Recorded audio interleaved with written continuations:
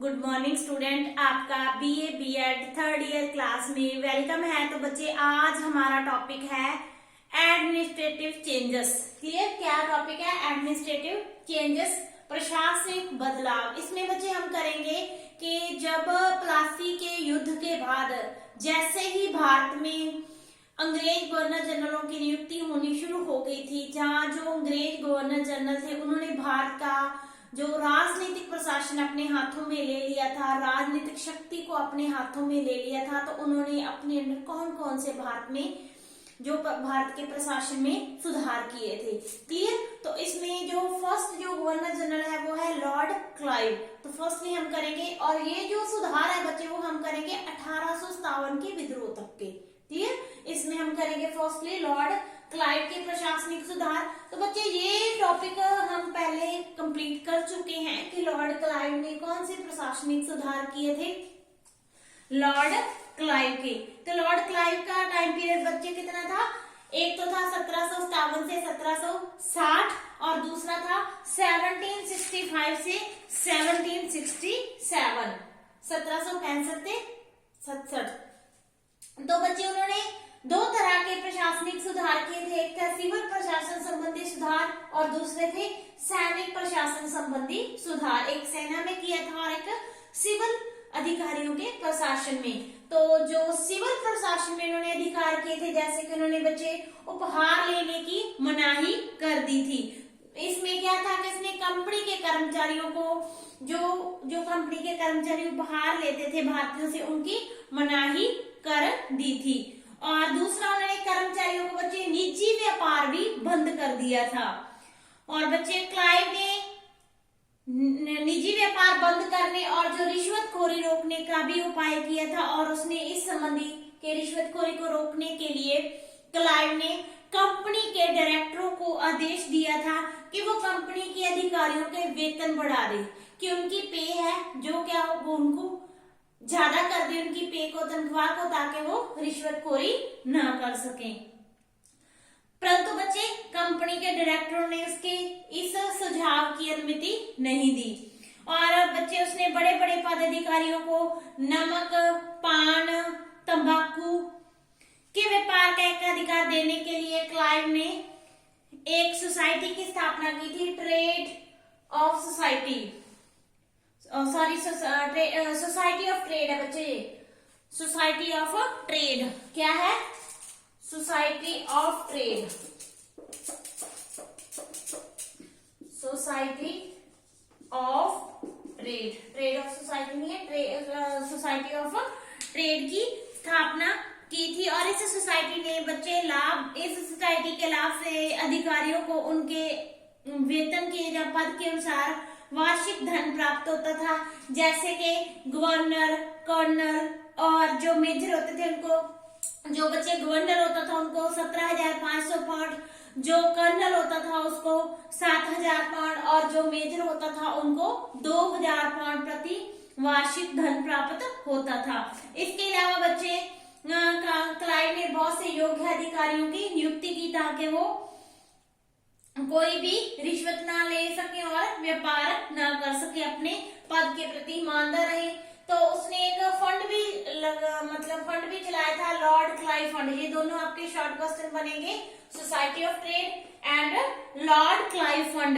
तो इस फंड से क्या होता था, मृत कर्मचारियों के जो संबंधित असमर्थ संबंधियों को या कर्मचारियों की जो यथा योग्य आर्थिक सहायता दी जाती थी। कि मतलब अगर किसी कर्मचारी की मृत्यु हो जाती थी तो उनके जो परिवार के मेंबर होते थे उनकी हेल्प की जाती थी।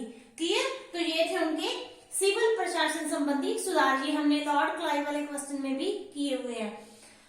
सेकंड है सैनिक प्रशासन संबंधी सुधार। तो बच्चे उन्होंने सैनिक प्रशासन संबंधी सुधार भी किए थे। जैसे कि उस समय युद्ध के समय जो सैनिक होते थे उनको दोहरा भत्ता दिया जाता था।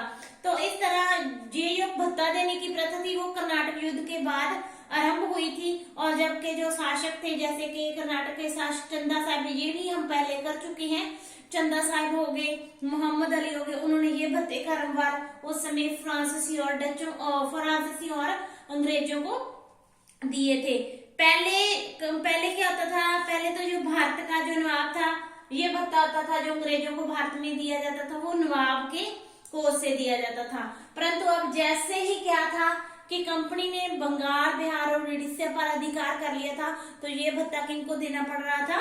कंपनी को। तो इस भत्ते के कारण जो अधिकारी थे, सैनिक अधिकारी, उनका जो वेतन होता था वो 2 गुना हो जाता था। परंतु जो सैनिक अधिकारी छावनी से बाहर बंगाल, बिहार और उड़ीसा के स्थान पर ड्यूटी करते थे, उनको पूरा भत्ता मिलता था। तो 1763 में क्या किया, क्लाइव ने देश दिया कि जो दोहरा भत्ता उसको कम किया जाए। परंतु क्लाइव के आने से पहले किसी ने भी इस आदेश को क्रियात्मक रूप नहीं दिया। तो सबसे पहले क्लाइव ने जनवरी 1763 को किया कि ये आदेश दिया कि ये दोहरा भत्ता केवल उन्हीं सैनिकों को देना चाहिए जो बंगाल और बिहार के बाहर कार्य करेंगे, और जो अधिकारी युद्ध में भाग लेंगे उनको 50% भत्ता मिलेगा। तो इस तरह जो इस घोषणा से जो अंग्रेज अधिकारी थे, जो अंग्रेज सैनिक थे, उन्होंने क्या किया कि रोष फैल गया उनमें, उन्होंने त्याग पत्र देने का निर्णय कर लिया और लगभग बच्चे 200 अधिकारियों ने त्याग पत्र भी दे दिए। और इस स्थिति को कहा जाता है गोरों का विद्रोह। Very important short question. तो क्लाइव ने बच्चे इस समय साहस और आत्मविश्वास का परिचय दिया। उसने सैनिक अधिकारियों के विद्रोह को कुचल कर रख दिया। यहाँ तक के बच्चे कुछ सैनिक अधिकारियों ने जो क्लाइव था उनका वध का षड्यंत्र भी रचा था, परंतु बच्चे जो क्लाइव था वो तनिक भी नहीं घबराया। उसने जिन सैनिक अधिकारियों ने, जैसे कि 200 के करीब अधिकारियों ने त्याग पत्र दिए थे, तो उन्होंने क्या किया, तभी त्याग पत्र स्वीकार कर लिया और उनकी जगह नॉन कमिश्ड अफसरों की पदोन्नति कर दी। और विद्रोह को कुचलने के 3 वर्षों के बाद उन्होंने 3 वर्षों का बॉन्ड भरवाकर इन अफसरों को नौकरी से फिर से रख लिया था। तो इस तरह उसकी इस कार्रवाई से बच्चे सैनिक अधिकारियों में अनुशासन भी कायम हुआ, और दूसरा कंपनी और जो क्लाइव था वो एक नाजुक दौर से सफलतापूर्वक बाहर निकल आए। तो ये थे क्लाइव के प्रशासनिक सुधार, जिसमें सिविल प्रशासन संबंधी सुधार और सैनिक प्रशासन संबंधी सुधार आएंगे। अगर हम उनके सुधारों का मूल्यांकन करें तो बच्चे वो क्या था, एक वीर योद्धा, सफल सेनानायक, दूरदर्शी, कूटनीतिक, योग्य अधिकारी था। उसने इतिहासकारों ने बच्चे जो क्लाइव था उसकी धैर्यशीलता, चतुराई, दूरदर्शिता, साहस और आत्मविश्वास की प्रशंसा की है। और उसने सैनिकों के श्वेत विद्रोह, जो कि गोरों का विद्रोह था, उसको कुचल कर भी उसने एक कर्तव्यनिष्ठा कार्यकुशलता पैदा की थी। दोहरे भत्ते तो समाप्त करके उसने कंपनी की फ्यूल खर्ची में कमी की। तो इस तरह उसको इंग्लैंड की सरकार द्वारा लॉर्ड की उपाधि, कौन सी उपाधि दी गई थी, लॉर्ड की उपाधि से भी विभूषित किया गया। क्लियर। तो ये था लॉर्ड क्लाइव के प्रशासनिक सुधार। यहां तक आपको क्लियर। नेक्स्ट हम करेंगे बच्चे वॉर हेस्टिंग के प्रशासनिक सुधार। किनके प्रशासनिक? लॉर्ड वॉर हेस्टिंग के प्रशासनिक सुधार। इनका टाइम पीरियड कितना था? 1772 से 1785 तक। क्लियर।